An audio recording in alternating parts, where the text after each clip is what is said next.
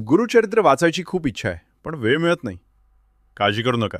आम्ही घेऊन येत आहोत गुरुचरित्राचे डिजिटल सार. त्यासाठी फॉलो करा श्री गुरुदेव दत्त पारायण या पेजला. आज आपण जाणून घेऊ गुरुचरित्र वाचायचे नियम आणि पद्धत. श्री गुरुचरित्र वाचन सुरू करण्यापूर्वी आदल्या दिवशी 4 कुत्रे व गाय यांना नैवेद्य द्यावा. 4 कुत्रे म्हणजे 4 वेद होय व 1 गाय म्हणजे दत्तात्रेयांची कामधेनू असल्याने हा नियम पाळावा असे सांगितले जाते. पारायणापूर्वी फुले, विशेषतः देशी गुलाबाची हार, तुळशी, सुगंधी उदबत्ती, धूप, कलश, विड्याची पाने, नैवेद्यासाठी पेढे किंवा अन्य काही, अक्षता, चंदन, अंतर, रांगोळी, 2 आसने, 1 चौरंग, चौरंगावर पिवळे किंवा भगवे कापड, चौरंगाभोवती व गुरु दत्तात्रेयांचे आसनाभोवती रांगोळी काढावी. चौरंगास आंब्याचे तोरण बांधावे. प्रमुख दरवाजात तोरण बांधावे. चौरंगाजवळ डाव्या बाजूस समई लावावी. वाचन चालू असेपर्यंत समई लागलेली असावी व अगरबत्ती पेटती ठेवावी. पारायणास बसण्यापूर्वी गावातील दत्त मंदिरात अथवा जवळठ्या श्री स्वामी समर्थ केंद्रात जाऊन विडा सुपारी व नारळ ठेवून सदर पारायणास उपस्थित राहण्यासाठी देवास प्रार्थना करावी. घरातील वडील मंडळींस नमस्कार करून पारायणासाठी आसन ग्रहण करावे. प्रथम अथर्व शीर्ष वाचावे. 1 माळ गायत्री जप, 1 माळ श्री स्वामी समर्थ जप अथवा दत्तमंत्र म्हणावा. गुरुचे मार्गदर्शन कसे आवश्यक आहे याचे विवेचन या ग्रंथात श्रीपाद श्रीवल्लभ व श्री नृसिंह सरस्वती यांच्या लीलांमधून वर्णन करण्यात आले आहे. केंद्रात किंवा मठात पारायण सप्ताह सुरू असतात.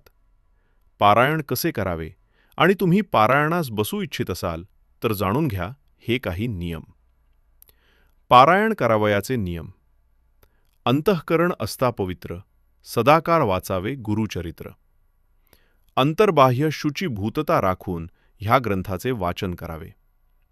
वैविध्यपूर्ण अशा संकल्पपूर्तीसाठी गुरुचरित्र सप्ताह वाचनाचे अनुष्ठान निश्चित फलदायी ठरते असा अनेक वाचकांचा व साधकांचा अनुभव आहे. हा दृष्टीने अनुष्ठानाच्या काळात पाळावयाचे सामान्य संकेत वा नियम पुढीलप्रमाणे आहेत. 1. वाचन हे नेहमी एकालयीत, शांत व सुस्पष्ट असे असावे. उरकण्याच्या दृष्टीने उच्चारभ्रष्टता होऊ नये.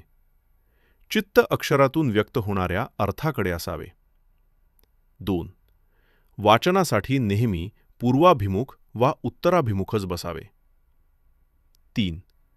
वाचनासाठी ठराविक वेळ, ठराविक दिशा व ठराविक जागाच असावी. कोणत्याही कारणास्तव ह्यात बदल होऊ देऊ नये. 4. श्री दत्तात्रेयांची मूर्ती वा प्रतिमा नसल्यास पाटावर तांदूळ ठेवून त्यावर सुपारी ठेवावी व तीत श्री दत्तात्रेयांचे आवाहन करावे. 5. साप्ताहिकालात ब्रह्मचर्याचे पालन ठेवावे. वाचन शुचिरभूतपणाने व सोवळ्यानेच करावे. सप्ताहात केवळ हविष्यान्न घ्यावे. हविष्यान्न म्हणजे दूध भात. मीठ, तिखट, आंबट, दही, ताक वर्ज्य. साखर घ्यावी. गूळ घेऊ नये. गव्हाची पोळी, चपाती, तूप, साखर घेता येते. 6. रात्री देवाच्या सन्निधच चटईवर अथवा पांढऱ्या धावडीवर झोपावे. झोपताना डाव्या कुशीवर झोपावे म्हणजे संकल्पपूर्तीचा दृष्टीने संदेश ऐकू येतात असा श्रद्धेने अनुष्ठान करणाऱ्यांचा अनुभव आहे. 7. वाचनाच्या काळात मध्येच आसनावरून उठू नये किंवा दुसऱ्याशी बोलू नये. 8. सप्ताहाचा प्रारंभ पुष्कळदा शनिवारी करून शुक्रवारी समाप्ती करतात.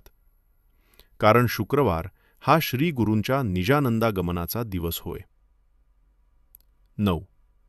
सप्ताह पूर्ण झाल्यानंतर 7व्या दिवशी, शक्यतर 8व्या दिवशी सुपारीतून श्री दत्तात्रेयांचे विसर्जन करावे आणि नैवेद्य, आरत्या करून भोजनास सवाष्ण, ब्राह्मण सांगून सांगता करावी. महानैवेद्यात शक्यतो घेवड्याची भाजी असावी. अशाच आध्यात्मिक माहितीसाठी आमच्या पेजला नक्की फॉलो करा. दिगंबरा दिगंबरा श्रीपाद वल्लभ